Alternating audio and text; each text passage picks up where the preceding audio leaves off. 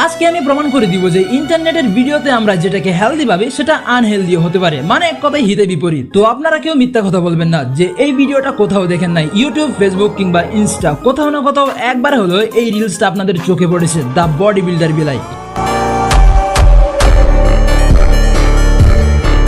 কিন্তু আপনি যেন এটা অবাক হবেন যে এই বিড়ালটা স্বাস্থ্যবান নয়, বরং অসুস্থ। মূলত এই বিড়ালটার শ্বাস প্রশ্বাসের নালীটা কোনো কারণবশত ফেটে যায়, যার ফলস্বরূপ এর পুরো শরীরে বাতাসে পূর্ণ হয় এবং শরীরটা বক্সি হয়ে মাসকুলার টাইপ হয়ে যায়। কিন্তু আসলে এগুলো মাসলস না, সবগুলা বাতাস। মানে সোজা বাংলায় এটাকে দেখতে লোহার মতো শক্ত মনে হলেও মূলত এটা স্পঞ্জি টাইপ, সফটি। এরপর নেক্সট, হাতির পায়ের নিচে মানুষ কিংবা অমানুষ যেটাই পড়ুক না কেন সেটা চ্যাপটা হয়ে একদম ভেট্টা গেলে যাবে। কিন্তু অবাক করার মতো বিষয় হচ্ছে এদের পায়ের তালু এত নরম কেন? আমি তো আগে শক্ত মনে করতাম, আপনি আমার মতো শক্ত মনে করতেন নাকি? তো যাই হোক, আসলে হাতিদের পায়ের হাড্ডি মূলত এদের পায়ের তালু থেকে প্রায় 5 ইঞ্চি উপরে থাকে, আর এটাই এদের পায়ের তালু নরম হওয়ার